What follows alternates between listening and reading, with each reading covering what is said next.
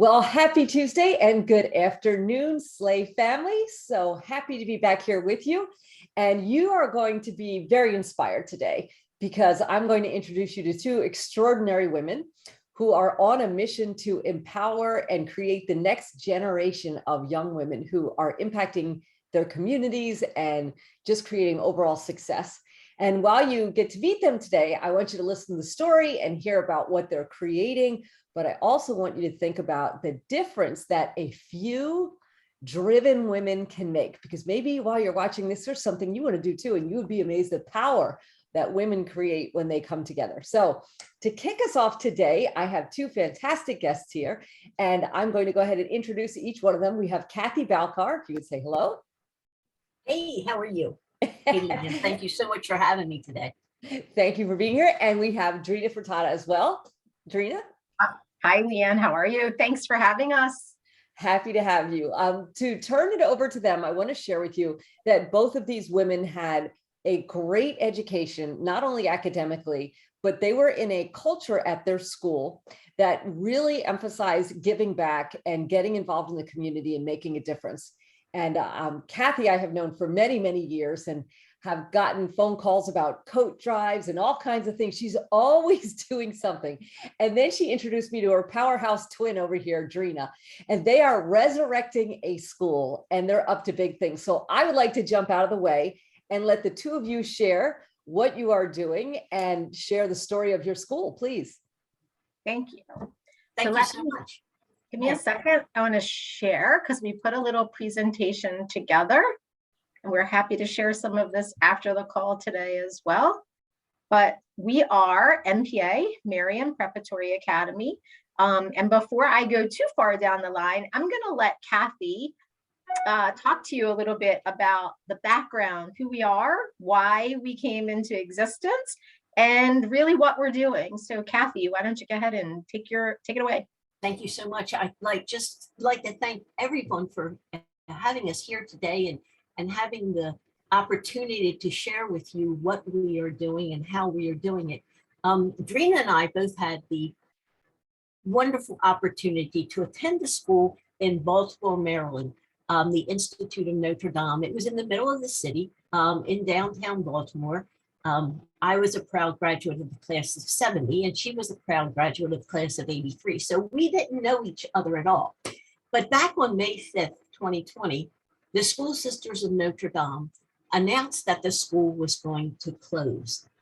And it's maybe hard for some of you to understand, but that was heartbreaking to us. I am my 52nd year of being out of that school and still meet with all the girls that I went to school with once a month for lunch. It's kind of the sisterhood that was built. So when the school closed, many of us were just appalled. And I got a call that said that one of my girls that I had at Our Lady of Fatima called and said, Miss Kathy, they're closing the school. And I said, oh, they say that all the time. No, Miss Kathy, this is for real. And there's a lady who's going to try to keep the school open. And she said, you need to call her. And that lady was Drina Furtada, who I did not know at all. 2 years ago, I didn't know Drina. And now she finishes my sentences, and as well as I finish her. And if you're lucky enough to have a friend like that, and you're working so diligently in something, you are blessed to begin with. So I thank her every day for being right by my side. So anyway, so what we did now the school closed on May 5th, on May the 9th, we put it out there that anybody that wanted to be involved with us, hey, we're going to have a meeting. And our first meeting was actually on May the 9th, and we opened it up to anyone who wanted to be involved. And it's amazing, the women who showed up. It's almost like these women were chosen. We have Drina. She'll have to explain what she does. She's told me 3 times. I say she's the human resource person to the world, because actually she travels. And I guess, and there's no good thing about COVID, but if in fact she could be traveling, she wouldn't have been here to direct us. So that was the one good thing, that she's been here and right in the thick of this whole thing. And she certainly is the heart. And I will say that many, many times. So this committee of women got together. It was about 12 of us. I would say that more than half are educators. Say that many. Some are teaching, in high school. Some are teaching in college. We have PhDs. We have me, a real estate agent. Hello. And Andrina. And believe it or not, for the past 2 years, we have worked diligently together with very little struggles. We all get along. It was funny. Leanne said, "What's the hardest thing that happened so far?" And the hardest thing was coming up with a name for the school. That probably took longer than anything. So the steering committee was established. We created a website. And in June of 2020, we became legally incorporated and achieved 501c3 nonprofit status. So we did a whole lot of work. And we executed a strong media campaign. We needed to get ourselves out. We needed the letters NPA to mean something to people. We performed a SWOT analysis. We constructed a strategic plan. We did driving strategies. We did give backs to the community. And all of a sudden, NPA is being recognized. And the way that's happening, I'm going to turn over to Adrina so she can explain the inner workings of this wonderful organization. So Adrina? Thanks, Kath.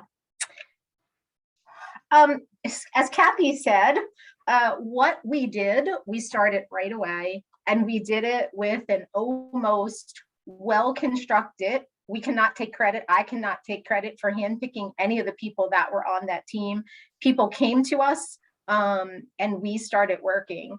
So one of the first things that we did in the beginning, we were really meeting literally 3 days a week. We were meeting on Monday nights, Wednesday nights, and Saturday mornings to see what can we do? What is it that we're going to collectively put our heads together to do? Because initially, our goal was not to start a new school. Initially, it was to go to the school to say, hey, listen, you're shutting this school down pretty hard and pretty quickly, and not even given an opportunity for the girls who were there to graduate. So we initially came up with some funds, approached them. They didn't want to talk to us at all. So we said, oh, what the heck? What are we going to do? This is not right. And we need to make sure that the 174 years worth of firsts that came through that organization continues, right? The value, not just the educational value, but the sisterhood that Kathy spoke to was something that is just immeasurable. And so Kathy talks about that SWOT analysis. Once we realized that we were not going to be able to necessarily reopen in that location and continue things the way that they were, we looked at what do we do next? So common sense tells you try to figure out what about that organization worked well and what about that organization didn't work well. And we did that SWOT analysis. Remarkably, we had about 350 responses. So, and they're really very qualitative responses that we needed to go through. And we came up and we came out of that analysis understanding what the key pieces that families, administrators, principals, the marketing groups, what they all really struggled with, and how the heck, right, could we move forward knowing with what we knew. So we sat together, we came up with a mission statement. I'm sharing it with you on the screen. And our goal really is to continue the spirit of what we learned, what we experienced as students, both in the educational realm, as well as that giving back to the community and that sisterhood. Kathy will tell you as well as I will tell you, and I have on my charm today, she wears her ring all the time. I have been in California and out to dinner and run into people who see my school ring and say, oh, 72. Or, oh, 74. Right. And people instinctively know that you're talking about your high school. And so, man, what can I say? What can I say? That's where we are. So we decided through those group meetings, okay, they don't want to play. They don't have to play. what were we taught when we were in that school? That you never take no for an answer. And we said that from the beginning. And we also said that there wasn't anything that we saw that came out of our study that made a new school with the same passions, right? We didn't see anything that was insurmountable. And as hard and as many hours as we've put into this, I would still say today the same thing I said on May 9th. These are not insurmountable problems.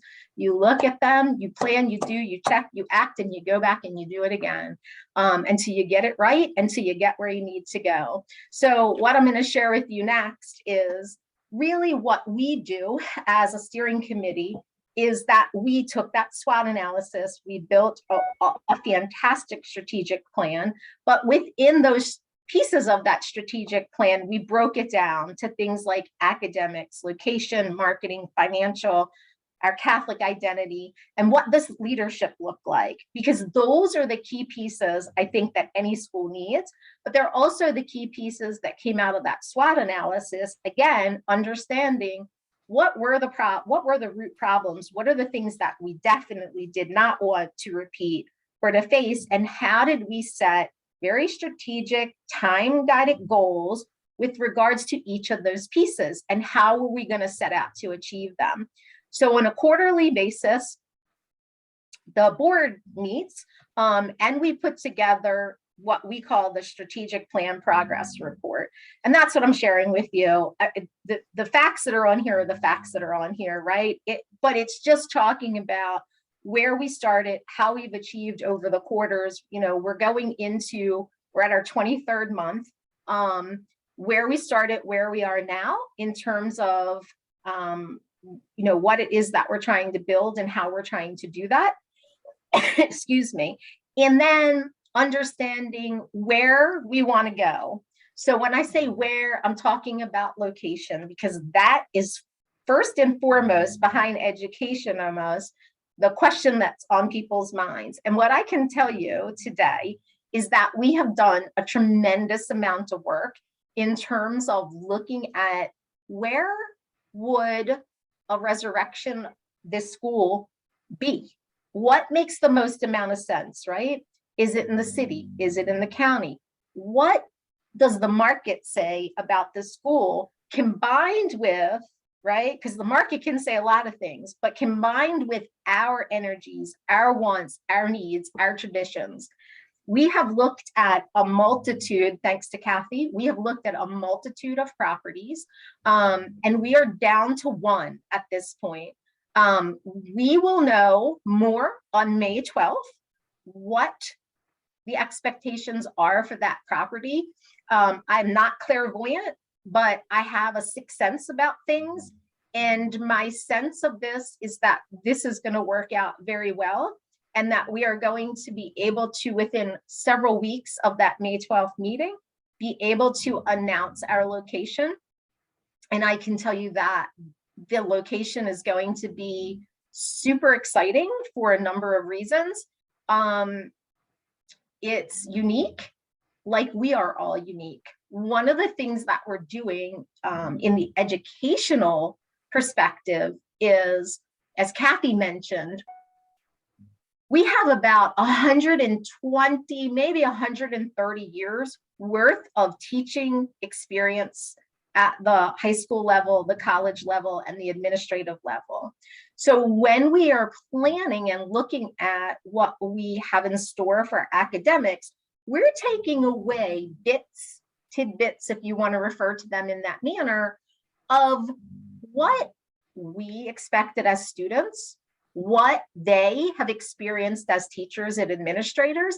And because we are grassroots, because we are not tied to a specific organization or a specific religious order, we're able to say, you know what, we're going to take the best pieces from all of this and put it together in a way that builds this super fantastic educational platform for our girls, right? We want to be definitely college prep, but we also realize that not every girl, or every boy for that matter, is intended to go to college. So what are the other things that you need to learn when you're going through high school? Well, guess what? How about how to actually put a resume together and sit for an interview?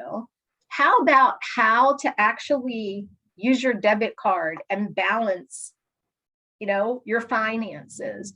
Those are all things that we plan to incorporate into the new curriculum, in addition to, right, the other math, sciences, and arithmetic. And I'm going to share with you in a few minutes a link to our website. But I would encourage everyone, in addition to answering questions, we're happy to answer anything that you might be able to throw our way, but to take a look at the website and really look at the powerhouse people that we have planning the school, planning the curriculum. I think that you will be super impressed by that.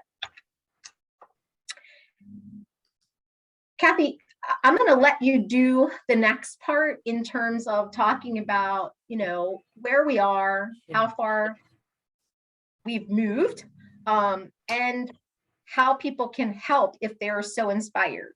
Absolutely. Drina, you did a great job. Thank you so much. It's so exciting to be partners with her, because we have, as she said, when we experienced some interesting places when we were looking for a school.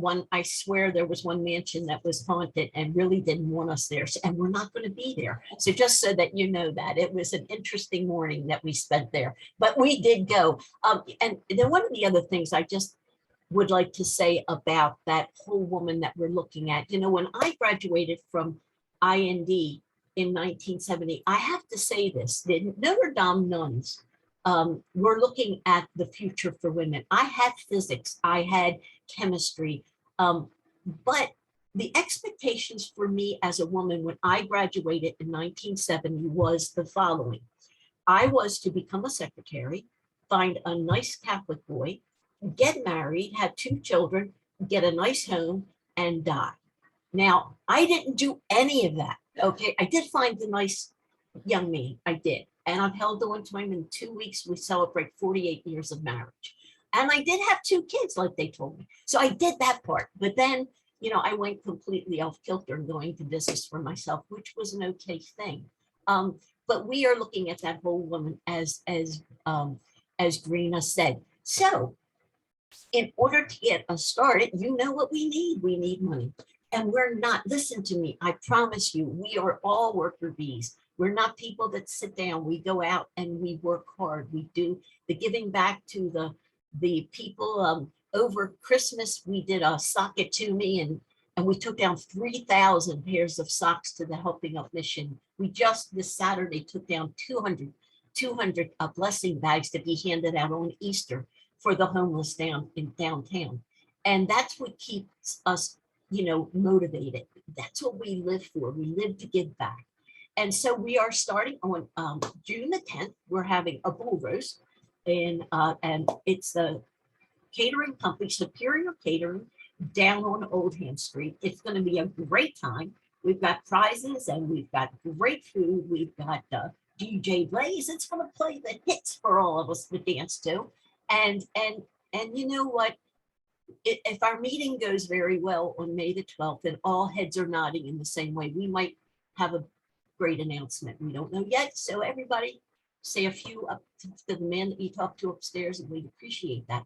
We have a Facebook page. You're more than welcome to visit that. We keep everything up on what's going on. But we're also looking for volunteers. Guys, you got to remember this core group, we've been together and we've been working. One of the things that Drina didn't say, I didn't know what a Zoom room was until 2 years ago. I don't think any of us did.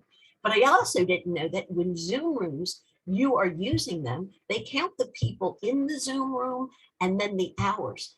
And after 1 year, and I am not exaggerating, we had clocked in 1,800 hours in that Zoom room. It was crazy. We were like every day, and you're selling houses or you're teaching school, and then you're in that room and you love this so much, and you love that school that we had to see closed. We got to give back, because that school gave us something we couldn't let die. So we are looking for help. If you are into marketing, we need you. If you're into any kind of strategy like that, we need you. We could use some laptops for the staff. We need you. Contributions, Benevity, the employee matching. Drina's so great, her company, Sienna, if they do volunteer work, they get $25 an hour. So it was so great because she said to me, hey, listen, I can take the blessing bags down because I got a guy that's going to do it for us. And then we get a contribution to the school. Amazon Smile, if you take it by off Amazon and buy everything on Amazon, they give a portion of your what you spend to the school. You can sign in and just sign us up, and we would love that. And certainly join us at www.marianprep.org and see who we are. See if you feel good about us. Any questions that you have, we are really available people. I'm a real estate agent. I'm one of the old ones that picks up the phone and answers it for you. So I honestly do. So we will be there for you because we believe so much for this. I'm getting all teared up, so I'm not going to say anymore because she says I cry too much. So I'm not going to do that. But we are here for you. We would love to have you, and we applaud you. And Leanne, God bless you. Drina, you did such a great job. I'm so proud to be a friend of yours. Thank you guys so much. Thank you both so much. So there's a few things I'd love to talk to you about. First of all, you know, when I heard what you were doing, it's incredible you're trying to resurrect the school, but that you got this cluster of grassroots women that are just not taking no for an answer. I love that. And I think that's something that can translate to not only people who might be interested in supporting the school, but somebody in another part of the country who thinks they couldn't do something like this. You know, find another female and you put enough women together, we can pretty much do anything. One of the things I wanted to address, though, is when we were talking earlier before today, Drina said something really interesting. So Drina, I'm going to throw you on the spot here. But you were both brought up in the culture of your education with giving back. And I don't know if you remember, but you made a comment to me about, well, when you go to the grocery store, I don't know if you remember this, but you're like, well, how would you not pick up some extra cans of food? And how would you? So can you take a little bit, either one of you, and just talk about the kind of experiences that were incorporated into your education? Because I know this is a pillar for what you're looking to do as well, and how you were raised to help other people. Yeah. So yeah, that was definitely a big part of our education. I mean, from the most simple things, and when I say the most simple things, they're simple for me. And I, you know, gosh, I don't mean to sound like this, but it's almost like Pavlov's dog a little bit, right? Like because of where we were located in the city, there was always some kind of action going on, right? And so every time a fire engine went by, or every time an ambulance went by, the nuns would have us stop and bless, right?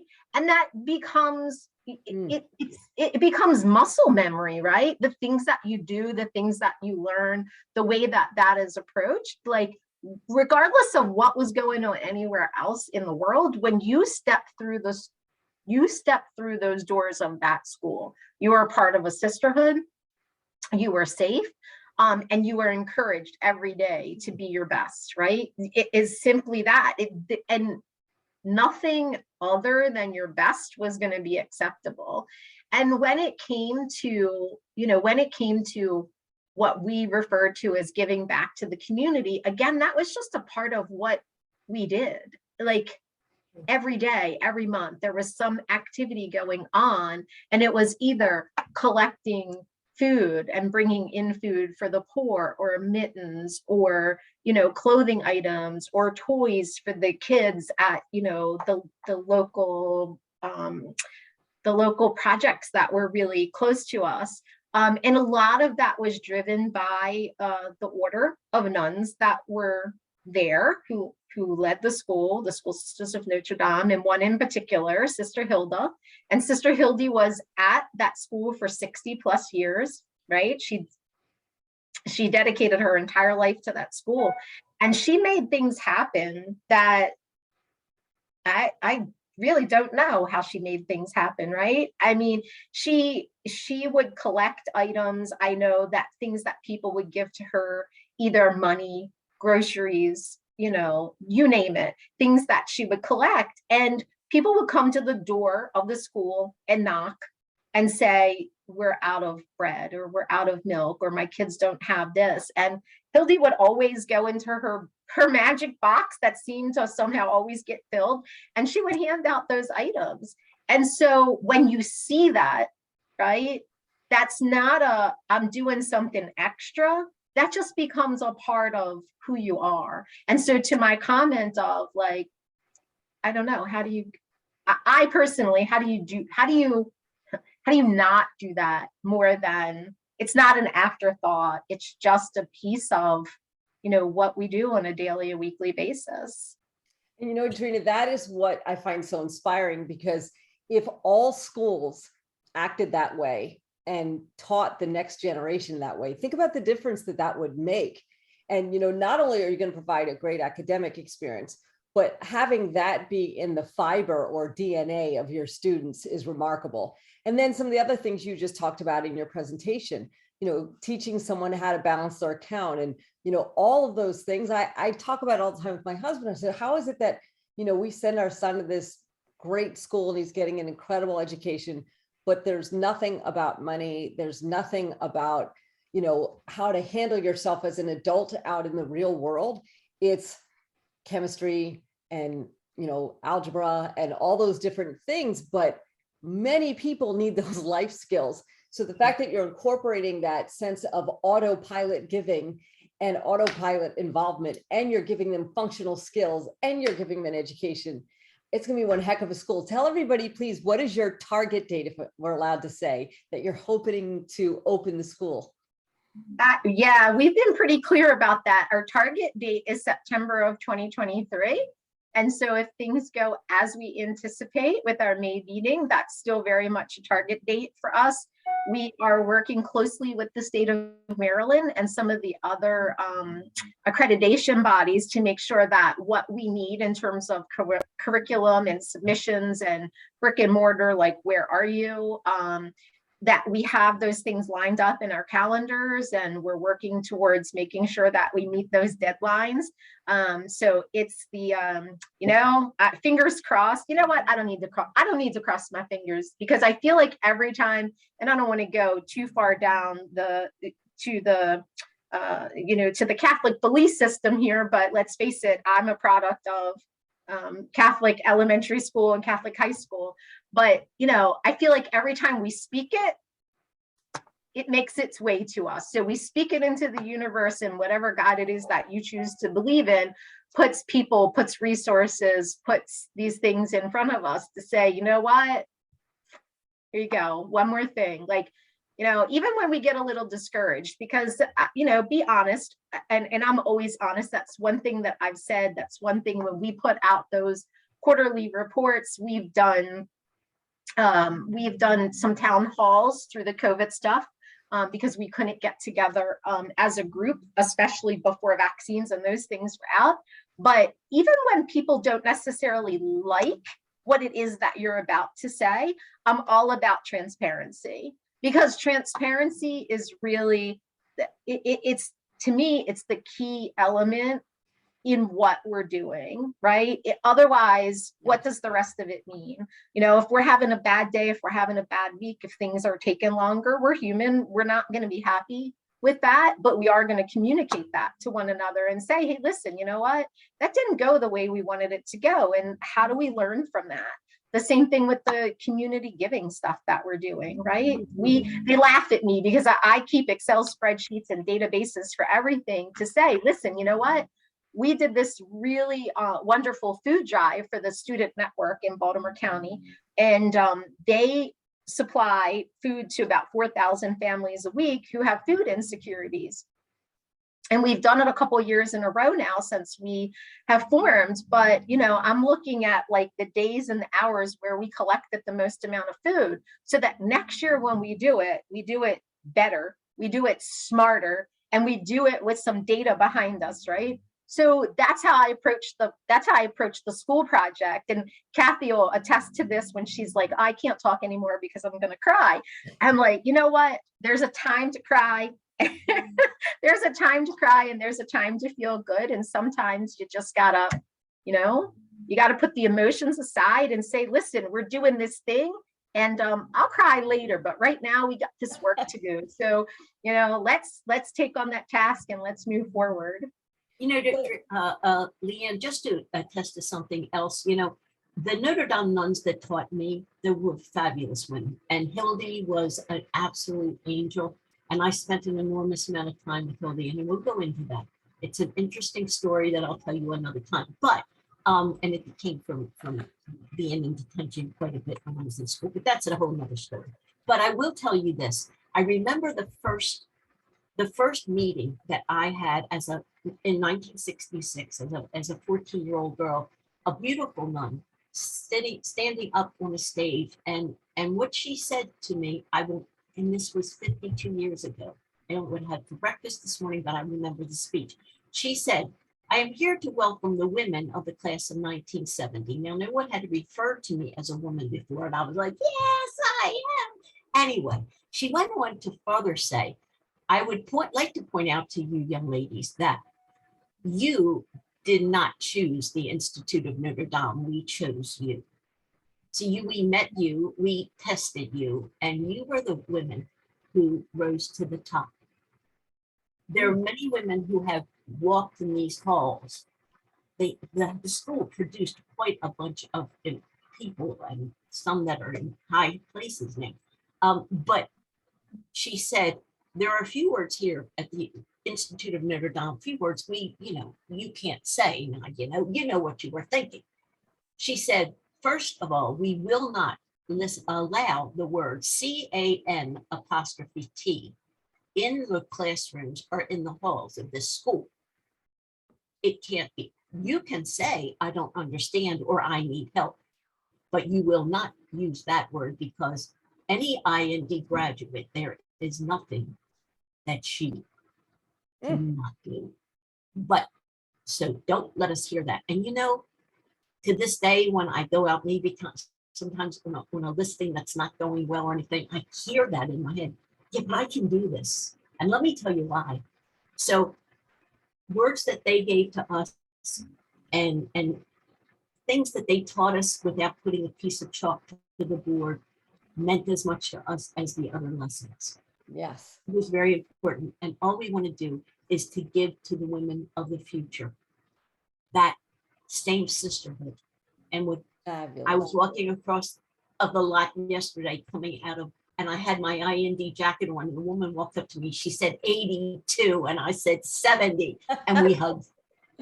Oh, well, it's incredible who you have both become and that you're creating that next generation. So before we wrap up, there's a few things I'd love to do. Some people are going to see this in Facebook and some people are going to see this on YouTube. I'd love to post, first of all, if somebody wants to donate or volunteer or do anything, what the website is. And then Kathy, I think it was you mentioned that you might need laptops or things like that would help as well. So I know you don't have your official school announcement of your location yet, but if we could also post an address.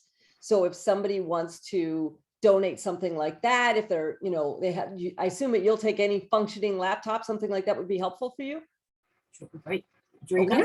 That's what we're looking for. If somebody wants to do that, maybe, they just got a new laptop or one of their kids got a new laptop. If they have something, rather than, just drop it off somewhere, they could give it to a fantastic organization like yours, which would be wonderful. So if we can post both those things so people can help, sure. We'll see if we can drum up some support for you, awesome women. Yeah. Thank you. Appreciate you. I want to thank you both so much for being here and for not only having the character that you do, but looking to put that into other young women. I just say the world would be a better place if all kids were raised the way you were, regardless of religion, just the pillar core things. And by the way, you did mention it was a Catholic school, but you are not part of any particular order the way that you're doing this school, right? No, not part of any particular order. And the beauty of this school is that, yes, it is a Catholic school, but we welcome everyone. It's not, you don't need to practice Catholicism to attend the school. Absolutely. Well, thank you. I am looking forward to more great news, and let's make sure we post about that bull roast too. So when someone's have to have a little fun, they get to meet you two awesome women in person. And if you're watching this virtually, you can visit the site or ship some electronics or something. Anything else you guys need besides laptops, office supplies, phones, anything like that you'd want? Not right now, no, but thank you. Just laptops, money, and time. That's what we're looking for today. There you go. Just small things. Small things. But you did also mention if somebody was seeing this and they're not from your area, you do need some people who have some website and marketing skills also. So Absolutely. maybe you have some experience and then you want to help these women out. That would be awesome. So we can put up some phone numbers where they can reach us and email addresses. Perfect. Excellent. We'll do that as well. If you are in the Facebook group, you can go ahead and reach them both in here because they've both become members of the group, so you can contact them. And if you watch this on YouTube, we'll make sure to post the contact information on there as well. So thank you all both. And I hope everybody out there watching, we are in the holiday season right now, is having a happy Easter, Passover, all of the good holidays that are coming around this time of year. Everyone be safe and healthy, and we'll be back soon. Have a great day. Thank you.